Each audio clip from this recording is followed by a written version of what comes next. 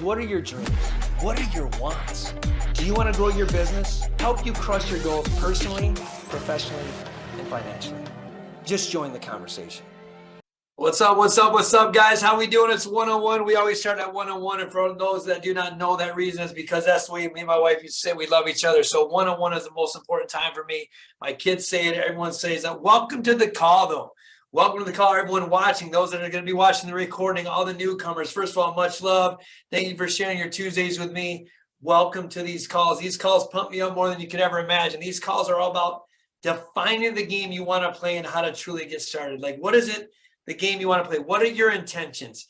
And my intention of this whole thing is to help you in any way, shape, or form, but by just showing up, showing you how I've done it, how I continue to strive every single day, no matter what my obstacle is, no matter what the setback is, to try to just push myself every single day to hit a single, just to take a step in the direction. Guys, thumbs up with a heart if you're ready to have a great call today.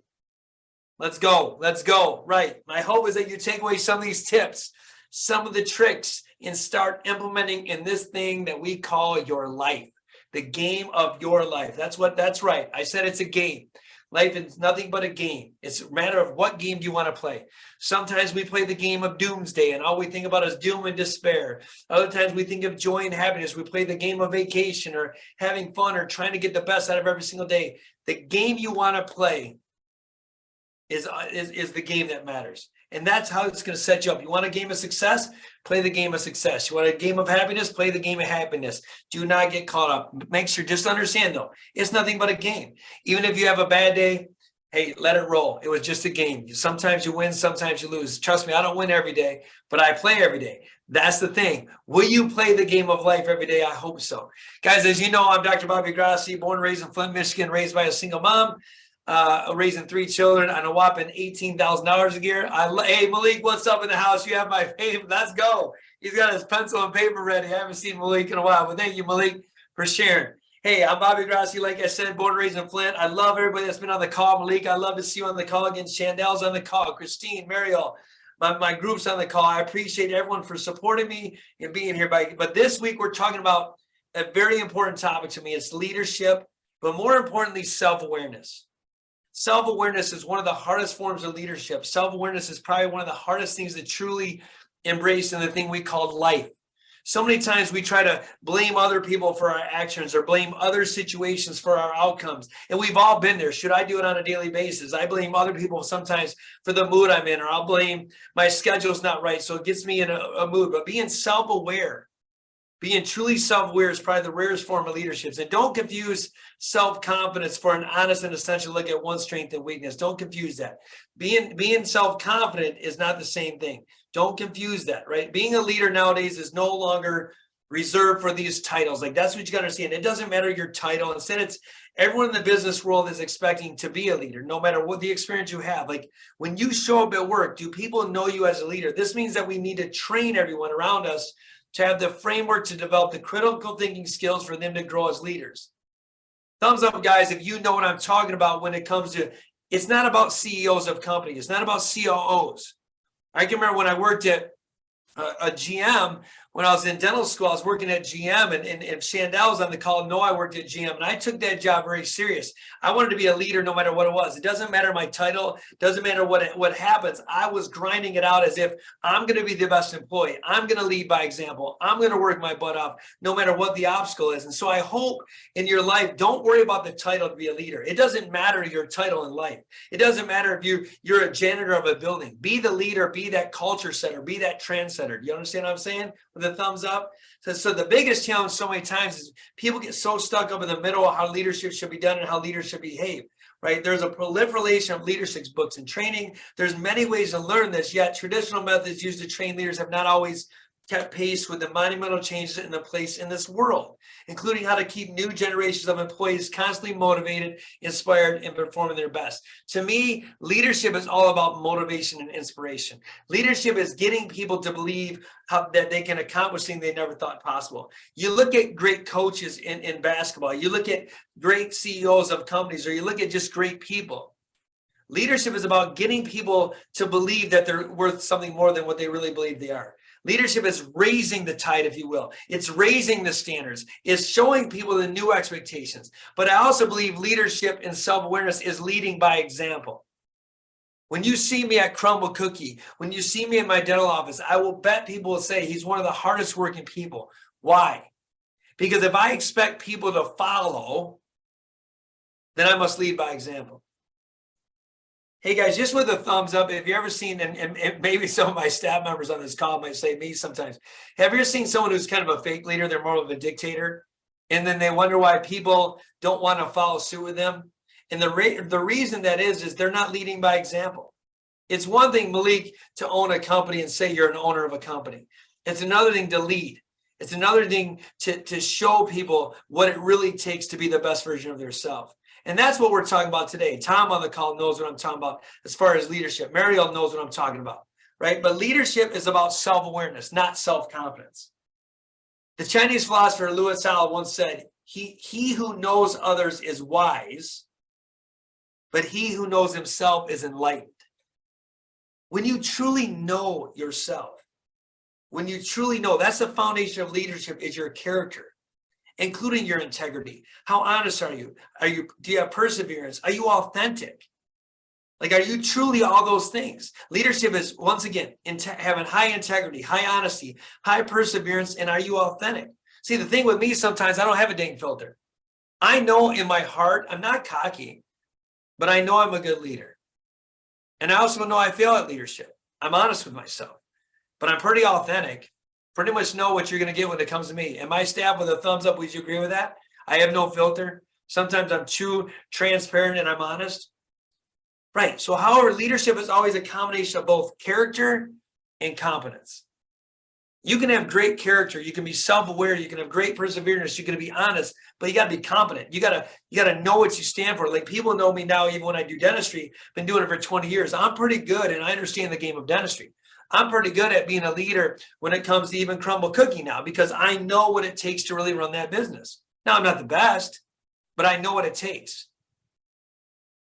And many intuitively assume self-confidence is important for becoming a leader, but self-awareness is the most essential. Self-confidence is irrelevant. I don't care how much self-confidence you have. That's irrelevant. Sometimes that comes across as ego. But being aware of who you are, being aware of who you want to be, that's the most important thing of a leadership. Understanding your weaknesses and your strength. So why is self-awareness in leadership is a must-have for success? Why is that?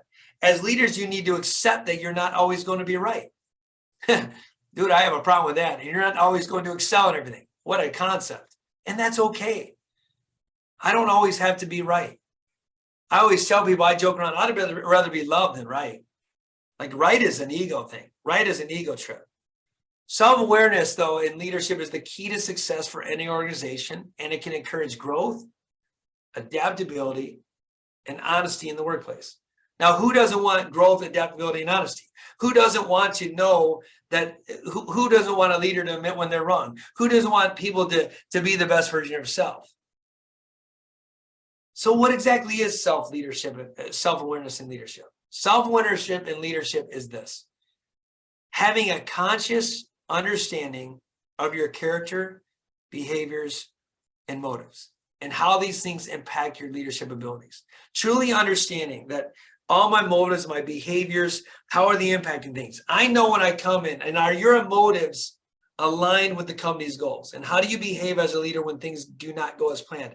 Guys, I'm on this call as transparent as trans can be. I'm a pretty good leader, but I fail in so many aspects of it. Sometimes, and my staff knows this, and I want you to hear this, because here's a guy who's been leading companies for over 20 years. But I want you to hear that when you even struggle as leadership, when you think you're not a good leader, but you really are, there's just some things you got to tweak. I got to work on things when things don't go my way. I have to honestly say, okay, and I'm going to ask you this question. Do you behave the same when things don't go your way? Are you the same authentic, show great character when things don't go your way? If you understand what I'm saying, that we're two different people sometimes, just give me a thumbs up. Malik, understand that. Are you the same every single time when things don't go your way? Probably not. But I want you to understand that that's okay. Being self-aware of what you need to work on is a form of leadership. Being self-aware of the things that go wrong is the most important form of leadership. Then you know how to fix it. It's the people that aren't aware. We talk about this all the time. Like, how does an addict become free? How does an addict get free? They finally admit there's a problem. So as a leader, when I'm constantly working on my skills and some days I fail and things don't go my way, I got to look at myself. Hey, how can I respond differently?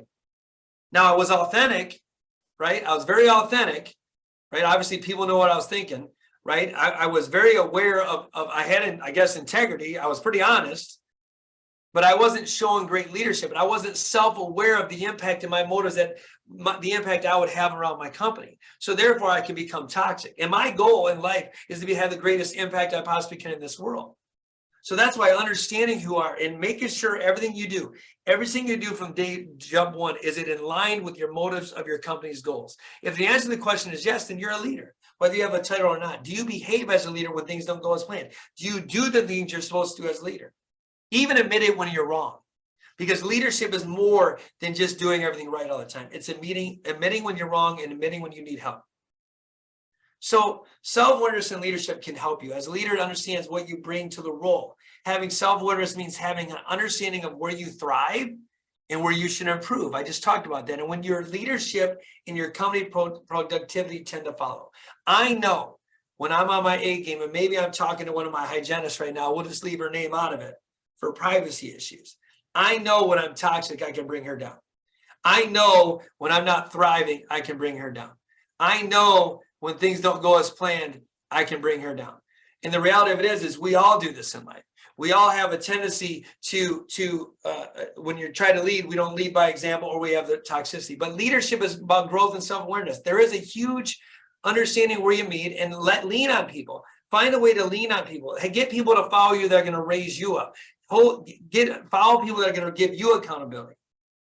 And there's some massive, massive benefits, guys, of having those people around you, but also becoming self-aware in your leadership. Self-aware leaders promote advancement in learning and development. And when a leader shows that they're aware of their strengths and weaknesses and are actively working to improve, they create an environment that encourages personal growth. Who does not want to have an environment of personal growth, right? Obviously, self-aware leader will encourage their team members to pursue personal growth by acting as a mentor, organizing workshops, or helping employees improve their skills. That was probably one of my strengths early on. And what catapulted my career in dentistry had nothing to do with me. It's when I started becoming self-aware of what my team needed. And sometimes I got to go back to that. Sometimes I got to go back to the basics, if you will, and say, remove yourself from the equation. If I call myself a servant leader, like, are my motives and my actions, are they all about me, or are they all about serving? Are my motives and actions, are your motive and actions in your life, Chandel? Are your motive and actions in your life, Christine? Are your motives and actions in your life, Malik? Are they all about you? Or are they about serving others? I promise you, when you become self-aware and you put other people first, that's when your leadership goes to the level. When my business changed from 1x, 2x, 3x, 4x, and 5x is when I started going to morning huddles and making the huddles about them. How do I help them grow? How do I raise the law of the lid, if you will? Leadership is a law of the lid. John Maxwell talks about it. You can only raise people to the level of leadership you are. And if I'm honest with you, when I first started out my career, I probably was a leader of a 2. I was more of a dictator. Then I got up to a 4 and 5, and maybe now I'm probably a 7. So what does that really mean, a 7? Because we can always improve. Agree with that, guys? Always can improve. That means the most I can ever lead a team is to a 6. So that's what the law of the lid means. But when you're self-aware, it has massive benefits, and it's the cornerstone of all emotional intelligence. When you become more self-aware, you become a few things. You view situations more objectively and rational to encourage better decision-making. So when you're aware of the situations, you can view them differently, you're more objective, and you have rationale to encourage better decision-making. Like, you understand, I know how to get out of situations. People go, oh, you can predict things. No, I just know. I can view situations totally differently. And so can you. There's things in your life that you're really good at leading. There's people in certain situations that you're really good because you can maintain calmness under fire. You can maintain calmness under pressure. You can come to rational conclusions, thinking through how decisions affect your company or your family or your employees, right? You can make all these rational conclusions. You can recognize your role in the company or your culture. How do I affect my team? And what is the broader organizational purpose? Like, how do I raise them by being a leadership? I know the hygiene department in my office, they got great leadership skills. They can raise it. They know how to raise it. They know how to move things. They know how to move the needles. They know how to change things in their life. And you're all leaders. Robin, there's things in your life that you would lead phenomenally, but we don't ever say, hey, we're great a leader. We're great at this, or we're great at that. We say, oh, I'm not a leader. Because so many times in our life, we've been suppressed thinking that if we don't have a title, if we don't have this, we don't have that, we can't lead. And that is the biggest crock of shit I've ever heard in my life. Leaderships are not born, they're developed. You have certain things in you, of course, right? You have certain things in you that can make you a drive to become a better leader. Or you can look at me because I went through dental school, or I opened up businesses, and you might respect me a little bit differently. But the fact of the matter is, you earn that respect. It doesn't matter. My behavior can destroy that instantaneously. My leadership can fall so fast that people won't even follow me, right? But I'm also, you need to relate on a deeper level.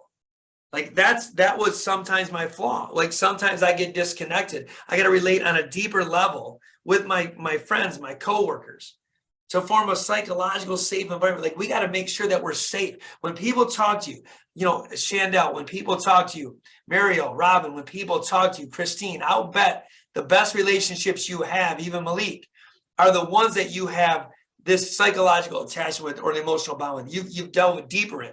Tom told me, who runs Crumbles, Tom told me one leadership skill, and he's a phenomenal leader. And I every time I go into Crumble, I think about this.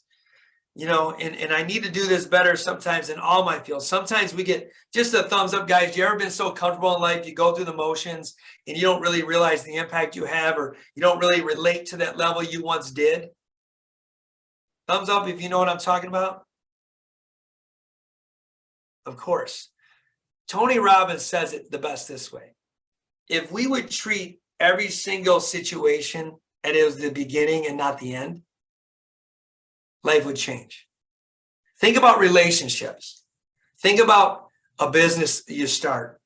When you have that energy and that excitement and you do things every single day as if it's the first time, how much different did you feel? How better did you lead? How more engaged were you in the situation? Hopefully everyone will tell you 100%. Every relationship, we talk about leading in a relationship. And I said this before to my team, so they probably get sick of me saying this, but when your spouse says, hey, go take out the trash, when you're first dating, you're so excited to take out that trash because you just want to impress them so much and you want to get to know them so well that you run through walls.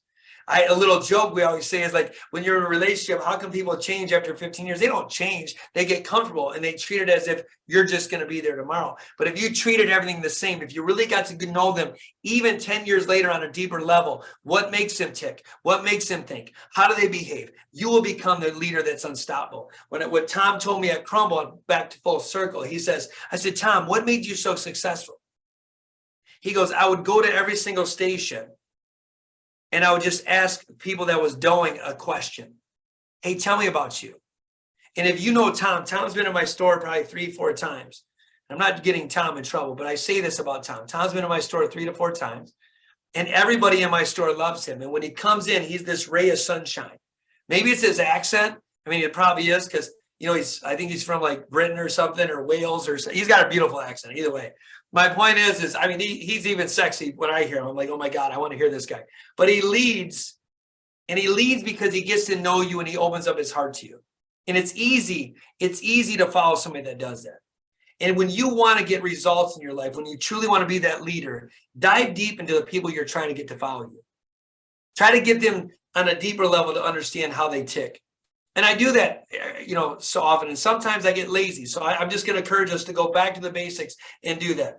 Thumbs up, guys, if you think that would make the greatest difference in your life. It'd be easier to follow somebody that somebody took the time to really get to know who you are today. Forget about who you were yesterday. Like Malik, would you agree that if I got to know really what your goals and plans are now and I helped you get there and I led you how to get there, would you agree that our relationship and bond would be a little bit different? And then you might go to war with me? Of course.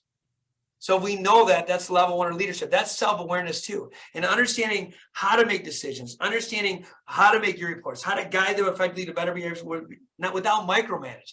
Like so many times in life, we micromanage people. We don't lead by example. That's why I'm a servant leader. I'm a guy that will serve you. I will do above and beyond for you than I ever expect in return from me. Because I used to be a dictator. I used to think that because I'm a doctor, you should follow. And it's a crock of crap. Degrees don't matter. Degrees don't matter. The heart is what matters. Are you a servant leader? Do the people really think you're authentic? Do they think you have integrity? Do you think you're honest? Are you real with them? Maybe to the point where it's one of my downfalls. But leadership is all about taking it to the next level. So leadership coaching, task like coaching managers, senior leaders, and executives to the next level with higher self-awareness is really what leadership's about. Guys, to me, it's simple. One, it's not cocky.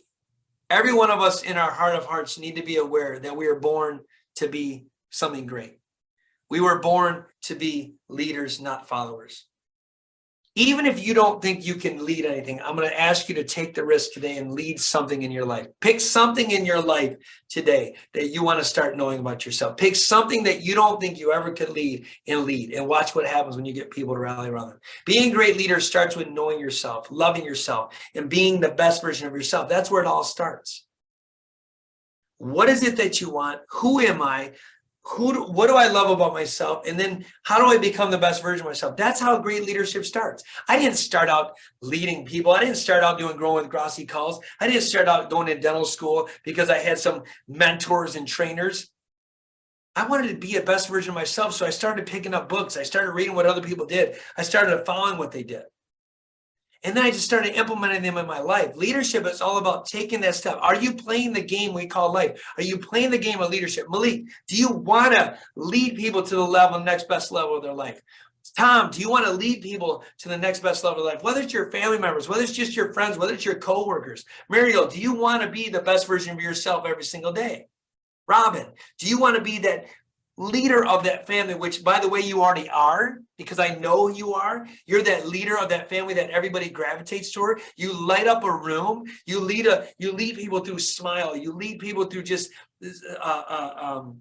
what am I looking for? Your charismatic attitude. You lead people by your humor. I mean, leadership is more than just, hey, go do this.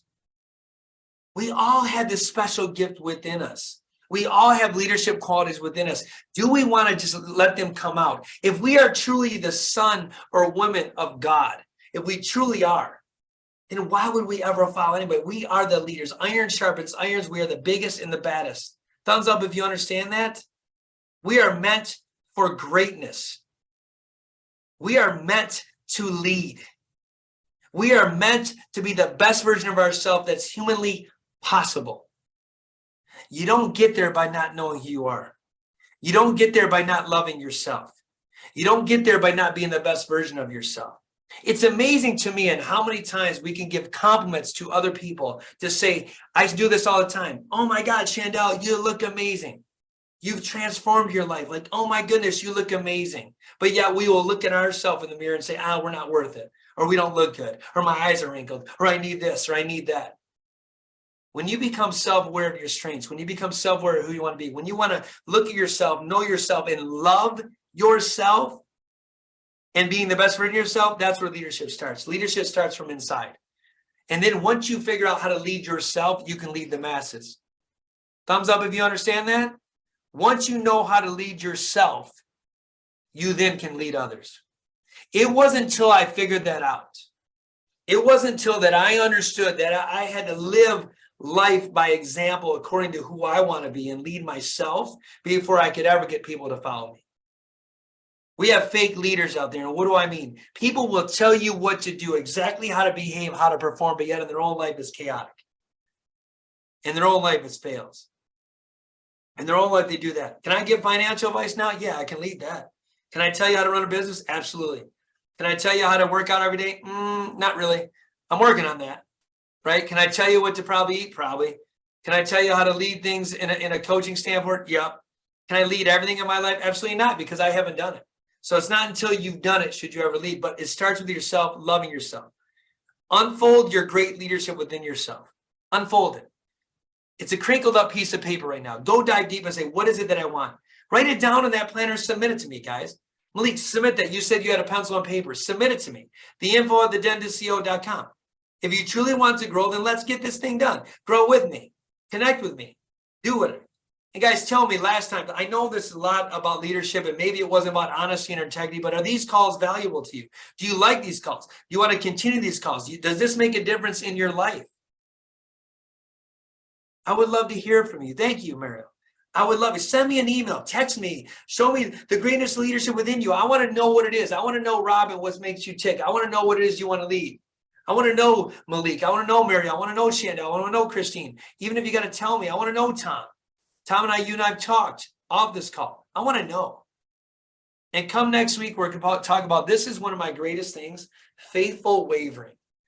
And you might say, what exactly is faithful wavering? It's exactly what it sounds like. And we're going to dive deeper into that. Truly faith, when you truly have faith, there is no wavering. But what faithful wavering really means is that when things don't go our way, we go, it wasn't meant to be. So we lose our faith. Faith is the ability to see things before they even show up. Faith is the ability to be committed to your plan, even though if you don't know if it's accurate. Faith is having faith, blind faith, whether things are there or not. So most of us have what's called faithful wavering. And we show faith when things go our way, but we don't show faith when they don't. Guys, thank you so much for sharing your Tuesdays with me, man. Thank you so much for allowing me to share any of my insights and wisdoms. And I truly hope this makes a difference in your life like it makes a difference in my life. Much love, everybody. Malik, write down that stuff on paper. Tom, love you guys. Shandell, Christine, and everyone else on the call. Thank you so much for joining me. We'll talk soon. Have a blessed day, guys.